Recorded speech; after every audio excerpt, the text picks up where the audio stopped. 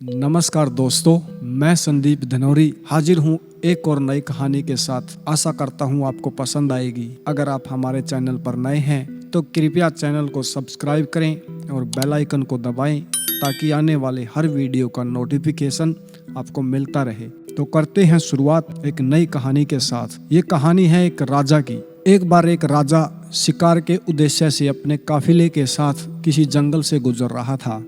दूर दूर तक शिकार नजर नहीं आ रहा था। वे धीरे धीरे घनघोर जंगल में प्रवेश करते गए। अभी कुछ ही दूर गए थे कि उन्हें कुछ डाकुओं के छिपने की जगह दिखाई दी। जैसे ही वे उसके पास पहुंचे कि पास के पेड़ पर बैठा एक तोता बोल पड़ा, पकड़ो पकड़ो, एक राजा आ रहा है। इसके पास बहुत सारा सम्मान है, लूटो लूटो, जल्दी आओ जल्दी आओ। तोते की आवाज सुनकर सभी डाकू राजा की ओर दौड़ पड़े। डाकुओं को अपनी ओर आते देखकर राजा और उसके सैनिक दौड़कर भाग खड़े हुए। भागते भागते कोसों दूर निकल गए।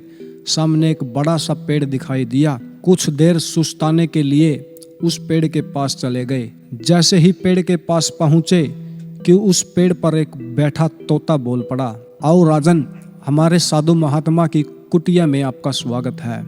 अंदर आइए, पानी पीजिए और विश्राम कर लीजिए। तोते की इस बात को सुनकर राजा हैरत में पड़ गया और सोचने लगा कि एक ही जाति के दो प्राणियों का व्यवहार इतना अलग अलग कैसे हो सकता है। राजा को कुछ समझ नहीं आ रहा था। वह तोते की बात मानकर अंदर कुटिया में चला गया। साधु महात्मा को प्रणाम करके उसके समीप बैठ गया और अपनी सारी कहानी सुनाई और फिर धीरे से पूछा, ऋषिवर, इन दोनों तोतों के व्यवहार में आखिर इतना अंतर क्यों है? साधु महात्मा ने धैर्य से सारी बातें सुनी और बोले, ये कुछ नहीं राजन, बस संगति का असर है। डाकुओं के साथ रहकर तोता भी डाकुओं की तरह व्यवहार करने लगा है और उनकी ही भाषा बोलने लगा है। अर्थात जो जिस वातावरण में रहता है वह वैसा ही बन जाता है। कहने का तात्पर्य है कि मूर्ख भी विद्वानों के साथ रहकर विद्वान बन जाता है और अगर विद्वान भी मूर्खों की संगत में रहता है तो उसके अंदर भी मूर्खता आ जाती है। इसलिए हमें संगति सोच समझ कर ही करनी चाहिए।